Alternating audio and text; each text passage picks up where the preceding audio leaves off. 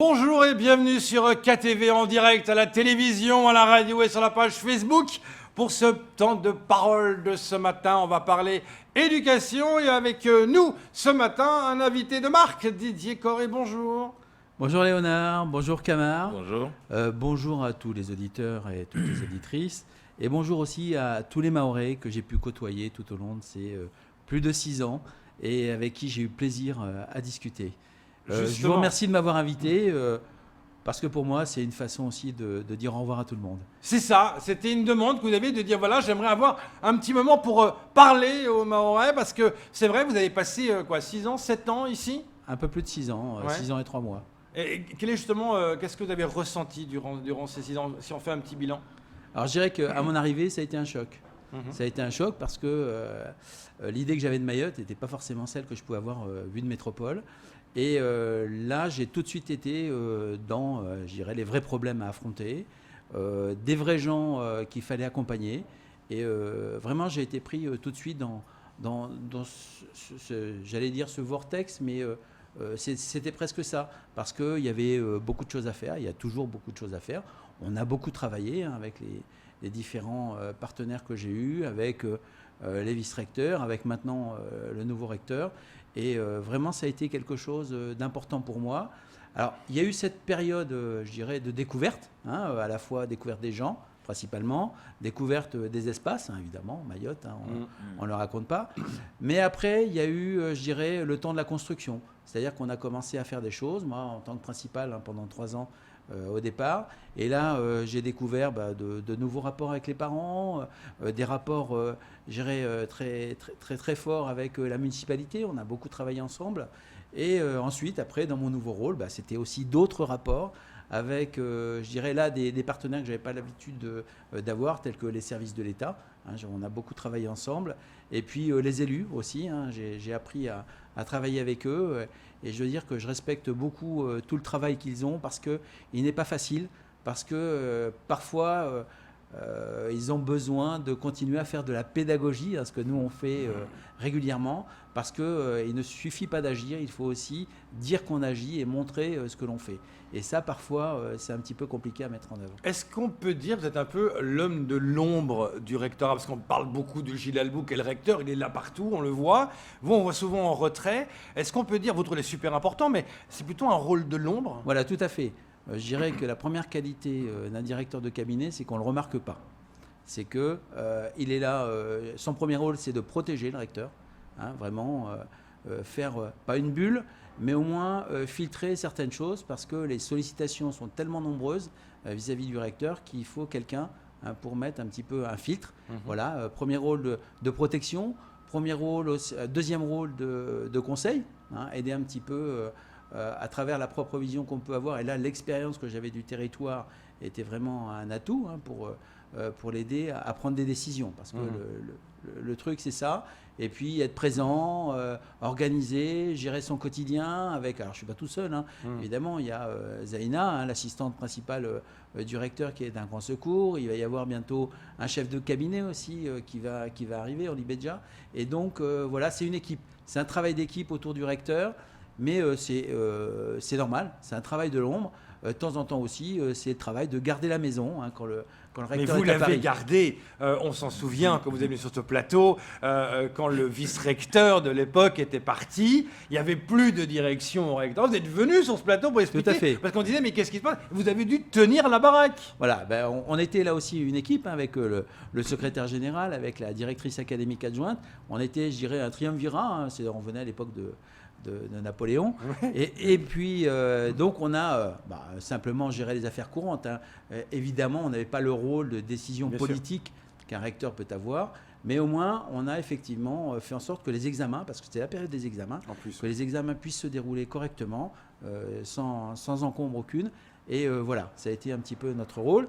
Mais c'est ça, pardon, c'est ça aussi, je dirais, l'esprit de la boutique. Il faut avoir l'esprit de la boutique pour faire en sorte que tout fonctionne et que s'il y a des petits accros de parcours, on continue et puis les choses continuent à avancer. C'est ça le plus important. Camarbo, Il va falloir mettre vos logos à jour quand même. Oui, mais bon, voilà. Tu vois, c'est ça le rôle du c'est de voir tout ce qui ne va pas. Et le recteur, il dit rien, mais il ronge son frein. Est-ce qu'il est là, le recteur? Il est à la place de Didier Corré. Justement, Didier Corré, c'est vrai qu'on peut dire quelque part, vous étiez dans l'ombre, vous avez préparé le terrain, le soubassement ou la fondation. Aujourd'hui, Gilles Albou est venu cimenter quelque part un système éducatif qui était un peu fragile. Mais avec l'évolution aujourd'hui, jusqu'à votre départ, est-ce que vous pensez que quand même, ça y est, la charpente elle est debout. Maintenant, ce qu'il faut laisser faire, c'est laisser en tout cas la maison se faire construire tranquillement. Parce que là, déjà, on a une fondation assez solide. Le moment fondamental, ça a été quand même qu'on change de statut, qu'on devienne une académie de plein exercice. Et ça, le recteur a parfaitement su mettre la musique en route pour que cette charpente, justement, cette structure soit là. Donc on a toutes les bases, on a quasiment tout ce qu'il faut. On a eu quand même des emplois supplémentaires pour pouvoir justement faire face à de nouvelles charges de travail, à de nouvelles obligations. La charpente est là et maintenant il faut quand même continuer à construire autour, à accompagner les gens parce que c'est beaucoup ça. Et je dirais que nous on travaille aussi pour l'après nous. C'est ça le plus important. Il y a ce qu'on fait pendant, mais surtout ce qu'on prépare pour qu'il y ait une action publique qui continue dans le temps et qui continue à être efficace dans le temps. Justement, par rapport à ça, si on fait un peu le parallèle par rapport à l'académie où vous allez travailler maintenant, Mayotte est un territoire un peu particulier. Vous avez tellement connu ces problèmes entre les grèves, entre les parents, entre le système, remettre tout à zéro, revoir ce qui ne va pas. Et là, vous allez arriver à un endroit où il n'y a pas ces problèmes-là, justement. Est-ce que de loin, vous allez regarder et dire... Ça va vous permettre un peu de souffler, dire waouh, j'ai quand même traversé une zone de turbulence. Là maintenant ça va mieux, on voit plutôt l'horizon. Si vous faites le parallèle de là-bas ici. Alors deux choses. À la fois, c'est vrai, on traverse beaucoup de turbulences à Mayotte, mais c'est à travers ces crises aussi qu'on avance. Je vois par exemple pour la crise Covid, on le dit bien avec le recteur, tous les points d'eau qui ont été construits, installés dans les écoles récemment, ils ont été en très peu de mois. Et maintenant, quasiment dans toutes les écoles, vous avez beaucoup de points d'eau. Ce qui fait qu'on a avancé, par exemple, sur les problématiques d'hygiène avec les élèves. Après, ce n'est pas parce qu'on arrive en métropole qu'il n'y a pas de problème. Et je dirais au contraire. Alors, ils ne sont pas forcément de même nature. Mais par exemple, là où je vais, les problèmes sociaux, on en a plein. Je ne sais pas si Florence, ça vous dit quelque chose. Vous voyez, il y a des mots qui résonnent et qui font que ça va être d'autres problématiques. Ça va être une autre dimension. Je vais dans un département où il y a 90 collèges, 39 lycées. Donc et moi, je suis plus particulièrement chargé d'accompagner, notamment les personnels de direction. Et donc, ça en fait 252, alors qu'ici, il y en a 83. Donc il y a un changement d'échelle. Il y a une organisation qui est un petit peu différente. Chaque académie a sa propre organisation. Mais je dirais, c'est pour moi un nouveau challenge. Affronter le froid. Bon, moi j'ai toujours eu du mal un petit peu avec la chaleur. Donc, passez chez votre mère prendre le manteau. Voilà, c'est ça. Je vais récupérer un manteau avant de rejoindre mon poste mardi matin, puisque mardi matin je serai au bureau. Ce sera quoi comme titre, comme poste Je suis directeur académique adjoint du département de la Moselle. Voilà. Donc numéro 2 du département. J'ai un supérieur qui est le directeur académique, le DAZEN. Oui, d'accord. Et moi je vais être DAZEN, donc adjoint. Donc c'est quoi? C'est encore plus de responsabilités, encore plus de... C'est différent. C'est différent parce que là, je vais avoir effectivement plus de responsabilités parce que finalement, un directeur de cabinet, il n'a pas beaucoup de responsabilités. Il n'a pas un service.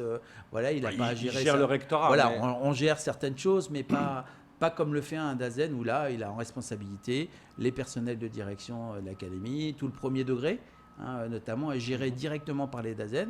Donc les problématiques d'ouverture, de fermeture d'école, notamment, c'est quelque chose avec un département où il y a une partie urbaine, mais aussi une grande partie rurale.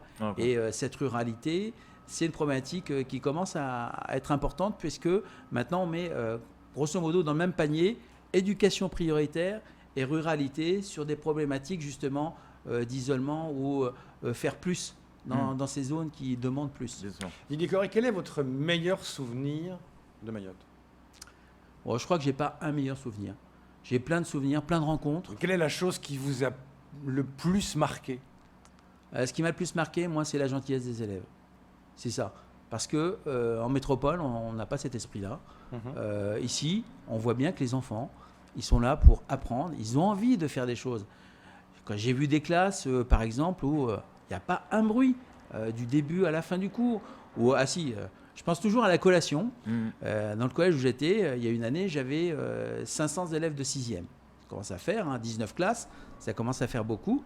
Et la collation, on avait 4 points de collation, on organisait une file et ça ne bougeait pas. Dans mon établissement précédent, j'avais 120 élèves de 6e qui sautaient comme des cabris partout et qu'on n'arrivait pas à faire tenir correctement en place. Donc voilà, il y a du potentiel, il y a des choses à faire. Il y a des élèves qui vraiment ont envie d'apprendre. Et cette envie fait que justement, on voit bien, il y a quand même des parcours de réussite et d'excellence qu'on arrive à produire ici sur l'île. Donc c'est ça, je dirais, le meilleur, c'est les élèves et l'espoir qu'on peut fonder en eux pour faire de Mayotte un territoire vraiment dynamique. Et quel est le pire moment que vous avez dû gérer? Le pire moment, ça a été ma première, je dirais, confrontation avec des chaînes sur un établissement, une incompréhension au départ par rapport à moi, ce que je pouvais penser du fonctionnement du système et ce que les gens attendaient, parce que ce qu'expriment parfois les gens, les demandes qu'ils ont par rapport à l'école, en fait, elles sont beaucoup plus larges. Elles n'intéressent pas que l'école, elles intéressent parfois les communes, parfois le département. Donc voilà, c'est ça qui a été mon premier choc, je dirais. Bon voilà, une fois que je l'ai absorbé, j'ai compris comment ça fonctionnait, donc j'ai continué. Justement, Didier Corré, aujourd'hui, les Mahorais qui nous écoutent, les enfants, les étudiants qui nous écoutent, qui nous regardent, si vous aviez un message à lancer aux syndicats, aux différents syndicats de l'éducation nationale et aux associations des parents, ça serait lequel avant votre départ? Alors moi je dirais que sur ce point de vue-là, notamment avec les parents avec qui j'ai beaucoup travaillé, il y a eu un changement dans nos relations. Je dirais qu'on est passé il y a peut-être 4 ans sur des relations qui étaient parfois un petit peu conflictuelles. Et maintenant, on n'est plus du tout comme ça. On est vraiment dans le dialogue et on construit ensemble. C'est vraiment ça. Je veux dire, on peut remercier le recteur qui, lui, est complètement dans cette vision des choses. Et on est vraiment dans le construire ensemble et avec les syndicats aussi. Vraiment, on n'est plus dans peut-être un affrontement qui pourrait rester théorique. On est vraiment on campe plus sur ses positions. Non, tout à fait. Je crois qu'ils ont compris que nous, on travaillait, on n'avait qu'une envie, c'est que le territoire se développe, que nos personnels soient bien dans leur assise, enfin qu'ils puissent fonctionner le mieux du monde. Alors, on n'est pas parfait, on n'arrive pas tout le temps, tout de suite, à faire les choses. Mais notre objectif et l'objectif du recteur, c'est vraiment d'avancer là-dessus et de faire en sorte que chacun puisse faire son travail le mieux possible. Alors, ma deuxième question, le recteur n'est pas là, il ne nous écoute pas ou il est dans son bureau quelque part. Je vais vous poser une question. On dit que pour mieux travailler ensemble, il faut une cohésion, il faut une synchronisation. Si vous deviez nous dire un défaut du recteur, ça serait quoi? Est-ce qu'il a un défaut, ce recteur? Jamais la même. Si, il en a un très gros. Ouais. Ouais, c'est important. Il est très gourmand. Il mange beaucoup. Il est très gourmand, donc il mange voilà. Beaucoup. On vous a vu manger le sandwich au thon, au maïs. Donc, oui, même la collation, il a aimé la collation. C'est vous dire que c'est un gros défaut, quoi. Et sa qualité. Oui. Sa qualité. Sa qualité, c'est quelqu'un qui est vraiment qui a un esprit qui fonctionne à 100 à l'heure. Et que même si parfois on a du mal à suivre le mouvement, parce qu'il a une idée par seconde, voilà, ça nous pousse. Et c'est ça qui fait que les choses avancent. C'est quand on se sent poussé qu'on peut faire avancer les choses. Voilà. Donc il vous tire de haut, quoi. Est-ce qu'on peut dire que c'est un super recteur? Ah oui, non, c'est... vous pouvez dire non, parce que vous partez... Non, oui, bien sûr. Non, mais... moi, je crois rien. Alors, si je peux vous rassurer, et monsieur le recteur est d'accord avec moi, quand je ne suis pas d'accord avec lui, je lui dis. Ouais. Donc voilà, comment je ne suis pas un béni oui-oui. Est-ce qu'il s'est passé des moments où vous n'étiez pas d'accord sur un sujet, où vous êtes vraiment, vous avez tenu tête, vous avez tenu bon, comment ça se passe? Oui, ça peut le faire. Je veux dire, on est un couple professionnel. Okay. On est un couple professionnel où on doit parfois s'expliquer sur certains sujets, mais tout ça, ça se passe dans son bureau ou dans le mien. Mais voilà, après... c'est vraiment entre vous, quoi. On définit les choses, Bien sûr, il a toujours le dernier mot, c'est lui le recteur. C'est comme le recteur. Mais... Et donc, non, mais voilà, pour moi, pas de problème. Par contre, il s'est écouté. Oui, tout à fait. Oui. Donc voilà, c'est un couple professionnel qui fonctionne. Hein, comme je vais reconstituer à nouveau un couple professionnel dans mon futur poste. Et voilà, c'est important de pouvoir se dire les choses, mais c'est important aussi qu'après ça, on puisse avancer et on définit une ligne commune et on avance. Voilà, après, il n'y a plus de questions à se poser. Notre ami Jean-Mi qui vous remercie. Jean-Mi qui vous dit merci, monsieur Coré. Gros travail au collège de Chiconi. Donc, qui vous remercie. Oui, Jean-Mi qui nous suit sur le live Facebook. Ouais.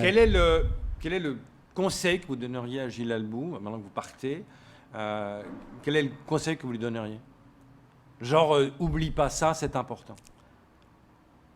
Je crois que c'est un très bon élève. Donc, il a tout appris très vite. Et du coup, je ne sais pas si j'ai encore beaucoup de conseils à lui donner, parce qu'il a bien vu quels étaient les enjeux du territoire. Il les connaît bien et c'est ça le principal. C'est vraiment de voir où on va à long terme. On ne doit absolument pas être dans la gestion du quotidien. Hein, le quotidien, c'est pas de l'ordre du recteur. Mais vraiment être dans les choix stratégiques pour le territoire. Voilà, on va construire de telle manière. Voilà, nos effectifs vont évoluer de telle manière. J'ai fait un petit calcul sur les effectifs. 1993, 30 000 élèves. 2004, 60 000. 2015, 90 000. Et si on continue la projection, 2026, 120 000. Donc voilà. Après, il y a comment est-ce qu'on absorbe ça? Comment est-ce qu'on fait avancer les choses malgré cette surpopulation scolaire? Moi, une petite anecdote, vous cherchez une anecdote, c'était ma première rentrée scolaire, enfin le jour de la rentrée à Chiconi, parce que j'avais l'habitude, je suis toujours devant le portail, j'attends, je regarde ce qui se passe, etc. Dans mon précédent poste au Bouscat, à côté de Bordeaux, au bout de 5 minutes, mes élèves étaient rentrés. Là, j'ai attendu 5 minutes, j'ai attendu 10 minutes, j'ai attendu un quart d'heure, ça continuait à rentrer, ça a duré 20 minutes, quoi. Donc, voilà, la première chose, ça a été un peu la sidération par rapport, voilà, j'avais commencé avec 1500 élèves, j'ai terminé avec 1800, et voilà, ça a été une chose assez intense. Nicolas, on arrive au bout de ce temps de parole. Je veux juste dire un truc. C'est pour vous, voilà. Justement. Non, la première chose, vous concernant, le faux journal, il n'y en a plus. Qu'est-ce qui se passe? Vous avez un problème? Voilà. Non, ça... il va revenir le faux journal. On va taper sur Gilles Albou. Oui. Non, voilà. J'ai été super. C'est une expérience inoubliable pour moi, très formatrice, parce que c'est les crises qui nous forment aussi. Et puis, ce que je souhaite, c'est que le territoire puisse continuer à se développer, que tout le monde puisse travailler ensemble. Il y a des gros projets, notamment de construction concernant les établissements scolaires. Il faut qu'on y arrive. Il ne faut pas qu'on perde trop de temps. Et vraiment... et puis, le mot de la fin, c'est quand même une pensée pour les Mahorais. J'en ai croisé beaucoup. Il y en a certains avec qui je suis très ami. Voilà, c'est ça. Justement, je me suis fait des amis ici. Justement, est-ce qu'en 6 ans, vous avez appris un mot mahorais que vous maîtrisez parfaitement bien? Ou un kibushi? Oui. Alors, le kibushi, et pourtant j'ai passé 3 ans en territoire kibushi, si j'ose dire. Alors, c'est le problème, c'est quand vous êtes à Chiconi, vous ne connaissez pas les langues, par quoi vous commencez? Est-ce que c'est le kibushi, mais là vous serez compris que sur certains territoires, ou est-ce que vous apprenez le shimaoré, et là vous serez plus globalement compris, notamment à Mamotsu, qui pour nous est quand même importante. J'ai jamais su faire la part des choses. Alors si, je connais quand même quelques mots. Les premiers mots que j'ai appris, c'est en regardant les cartes de Mayotte. Donc Shisiwam, Sanga, Lima, voilà, des mots du vocabulaire de la géographie. Puis après, Kwaeri, parce qu'il y a la dimension. Voilà, c'est ce qu'on allait vous dire. Il y a la dimension de respect, et bien vraiment, c'est Kwaeri à tous les Mahorais. Voilà. Et puis, il faut dire que le recteur prend des cours de Mahorais. Ah oui, alors lui, il est trop fort. C'est vrai? Ah oui. Il sait parler un discours en Mahorais maintenant? Ah, il sait faire plein de choses. Il sait compter, parce que compter en Mahorais, c'est quand même compter. Oui.